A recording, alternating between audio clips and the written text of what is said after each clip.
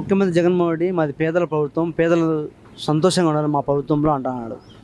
దీని మీద నీ అభిప్రాయం నేను పడుతున్నారు అన్న. మనకిచ్చి కిలో రూపాయి బియ్యం కొనుక్కుంటే సెంట్రల్ ఇచ్చి బియ్యం ఇచ్చి ఆ బియ్యం కొనుక్కు అమ్ముకుంటున్నాడు. ఎట్ట పేదల ప్రభుత్వం ఉన్నది. ఫీజు రింబర్స్మెంట్ అంటూ అన్నాడు పిల్లలకు 2,50,000 నిన్న మా పాపకు నేనే కట్టొచ్చిన. ఆయన డబ్బులు కట్టుకుంటే మీ అమ్మ అకౌంట్లో పడుతుంది, మీరు తీసుకోరు. ఇది పేదల ప్రభుత్వం అన్న. అది అయిపోయింది. భూములు రీసర్వే అన్నాడు. రీసర్వేలో రైతుకు ఎవరికన్నా న్యాయం జరిగిందా? నువ్వు రైతు, నేను రైతు, మన ఇద్దరిని పిలిచి ఏదైనా డిస్ప్యూట్ ఉంటే చేయాలా. అదేమన్నా జరిగిందా? పెళ్లికి డ్రోన్లు ఎగిరేసినట్టు ఎగిరేశారు. పెళ్లికి డ్రోన్లు ఎగిరేసినట్టు ఎగిరేసిపోయినారు. ఇక్కడ లేనిపోని చిచ్చులన్నీ పెట్టిపోయినారు రైతుల మధ్య. ఏమి జరగల. ఏ రకంగా పేదల ప్రభుత్వం. సరే, ఏ పంచాయతీలో ఉన్నా కనీసం పంచాయతీలో ఇంతవరకు ఇప్పుడే కానీ పన్ను వేయలేదు, ప్రజల నుంచి పంచాయతీల్లో తీసుకోలేదు. ఇప్పుడు చెత్త పన్ను కాడ నుంచి లాభడుతున్నారు. ఇల్లు పేదల ప్రభుత్వమా? కరెంటు బిల్లులు 100 యూనిట్ల లోపల ఉండే వాళ్ళందరికీ ఎంత వస్తుందో మీకు తెలుసు. ఇప్పుడు 7 సార్లు పెంచినారు. 1000 సామాన్యుడు కనుక 700-800 కడతాను. ఇది పేదల ప్రభుత్వమా? మళ్ళీ పేదలంతా నాకే ఓట్లు వేస్తే నేనే గెలుస్తాను. ఆయన ఇప్పుడు వాళ్ళ చెల్లెళ్ళే చెప్తున్నారు వేయొద్దని. ఇంకా ప్రజలు అంత మూర్ఖులుగా ఉండారన్న. ఆయన చెల్లెలు, సొంత చెల్లెళ్ళే మా అన్నకు ఓట్లు వేయొద్దన్నారు. వాళ్ళ అమ్మ చెల్లెలకు న్యాయం చేయలేని వ్యక్తి ఇంతమంది ఆంధ్రప్రదేశ్లో ఉండే ఆడపడుచులకు ఏం న్యాయం చేస్తారన్న ఇల్లు? ఇప్పుడు ఒక పుల్ల గీసుకుందని దాన్ని స్టిక్కర్ ధరిపించుకొని బహిరంగ సభల్లో పాల్గొంటాడు. దీని మీద ఏమంటారు మీరు? అన్న, లాస్ట్ ఇయర్ 2019లో కనుక కోడికత్తి డ్రామా చూసినాము. ఇప్పుడు కనుక శామ్ యాజ్ ఇట్ ఈస్. ఆయనకు ఇప్పుడు స్టిచ్చింగ్ జరిగితే కుట్లు చూపించాలి కదా ప్రజల్లోకి వచ్చినప్పుడు. ఏమన్నా మాయమే ఏదైనా టెక్నికల్ ఉంటే ప్రజలకు ఉపయోగిస్తాం మేము కనుక. ఆ ప్లాస్టర్ తీసేసినాడు, స్టిచ్చింగ్ కనపరావాలి కదన్నా. ఆయనకు దెబ్బ తగిలింటే యాక్చువల్గా అది ఏదైనా కుట్లు కనుక స్టిచ్చింగ్ కనపరాకుండా ఉండే మాయ ఉంటే కనుక ప్రజలు కనుక ఉపయోగించుకుంటాం. ఆ డ్రామా అది ప్రజలకు 100% ప్రజలకు తెలుసు ఇది డ్రామా అని. నమ్మే పరిస్థితిలో ఎవరు లేరన్నా. సామాన్యుని పరిస్థితి ఇక్కడ ఉండే లోకల్లో కనుక ఈ రౌడీజము, భూములు ఆన్లైన్లో తీసేయడం, ఈ బరాయించలేకున్నారు. వాళ్ళ భ్రమల్లో వాళ్ళు ఉండొచ్చు. మాకైతే 100% కమలాపురం ఈ తప్ప టీడీపీ గెలిచి తీరుతామన్నా. ప్రజల్లో అట్లుంది స్పందన. మనం రాష్ట్రం బాగుపడాలంటే ఎవరు ముఖ్యమంత్రి కావాలి అన్న? విజ్ఞత ఉండేవాళ్ళు ఎవరైనా ముఖ్యమంత్రి అయితే బాగుపడతారు. దోచుకుంటే ఆయన బిజినెస్ మైండ్తో చేస్తున్నాడు. ఆయనకు కావాల్సిన డబ్బులు లిక్కర్లో ఇన్ని కనీసం టీ హోటల్ కాడికి పోయినా కనుక మనం ఫోన్పే చేస్తున్నాం. ఇప్పుడు లిక్కర్లో ఇంటికి పెట్టి ఆయన ఫోన్పే అమౌంట్ ఎక్కడికి పోతుంది? క్యాష్ మూలకంగా వచ్చి ఏమైనా చేయొచ్చు. ఇది డిజిటల్ రూపంలో ఉంటే అకౌంట్ ఉంటుంది కదా, అది చూపించలేరు కదా. ఇప్పుడు క్యాష్ మూలంగా తీసుకొని వాళ్ళ ప్యాలెస్కి పోతుంది తప్ప ఏం చేయలేదు.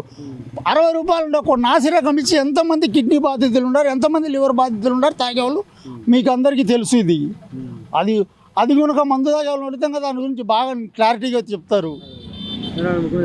100% 100% ముఖ్యమంత్రి అవుతాము. మా నరసింహ మా చైతన్య గెలుచుతాడు. మేము కనుక హ్యాపీ.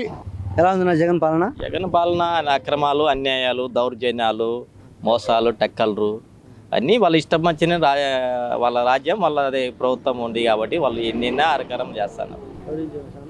అంతా వాళ్ళది రౌడీజమో వాళ్ళది దౌర్జన్యమో అనేది అర్థం కాదు. వాళ్ళ పాలన ఆ రకము దిగజారిపోయింది. ఇప్పుడు మా పేదల ప్రభుత్వం, పేదలందరూ సంతోషంగా ఉన్నారంటారా? ఎవరికి మేలు జరుగుతుంది, ఎవరికో మేలు జరుగుతుంది, జరిగేళ్ళకి కాదని లేదు. ఒకరు చేసే 10 మందిని కొడుతున్నారు. ఇప్పుడు ఏడ భూములుగా దౌర్జన్యాలు చేయడము, ఆక్రమించడము, అక్రమాలు, అన్యాయాలు జాచి అయిపోయినాయి. అంటే ఎవడు మాట్లాడేదానికి లేదు. నువ్వేంది మాట్లాడేది అంటారు. ఎవడు మాట్లాడినా కూడా నీది ఏంది మాట్లాడేది. జరుగుతూనే ఉన్నాయి మామూలు. ఈ అక్రమాలు అనేది జరుగుతూనే ఉన్నాయి. ఆపేదేం లేవు. వాళ్ళ ఈ దౌర్జన్యాలు తెలియంది అయితే ప్రజలకైతే లేదు. ఒక డిప్పులు కానీ, సబ్సిడీ కానీ, ఒక పనిముట్లు కానీ ఏవి అప్పుడు ప్రభుత్వం వేరేగా ఉంది, ఇప్పుడు ప్రభుత్వం వేరేగా ఉంది. ఎవరికి అందడం లేదు డిప్పులు అయితే. ఈ బీద బిక్కకు, బీసీలకు, యారముట్లు అప్పుడు సబ్సిడీ లోన్ ఇస్తున్నారు. ఇప్పుడు అట్లాంటివి ఏమి లేవు. వాళ్ళకు ఏదో పోతాండ్రంటే పోతాండ్రు, ఇచ్చానం మేము గొప్పలు చెప్పుకున్నారు, పోతాండ్రు. ఆయన ముఖ్యమంత్రి అయిన తర్వాత బీసీ రక్షణ చట్టం తెస్తా అన్నాడు.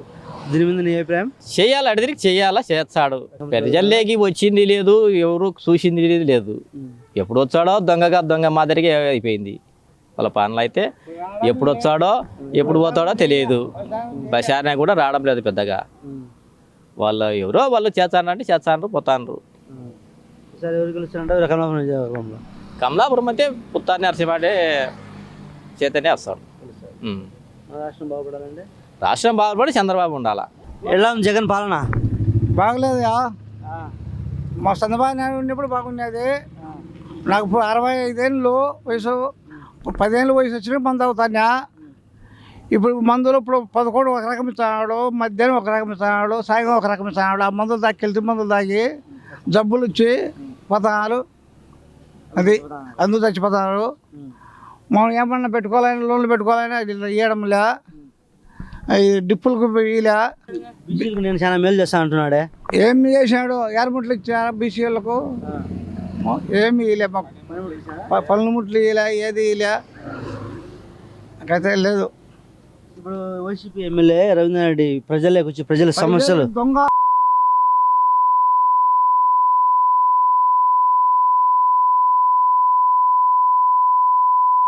ఎక్కడ ఏనా పల్లె వేసినది సత్య ఏడు కట్టుకో పంచాయతీ ఇది, దానికి అక్కడ వేసినారు.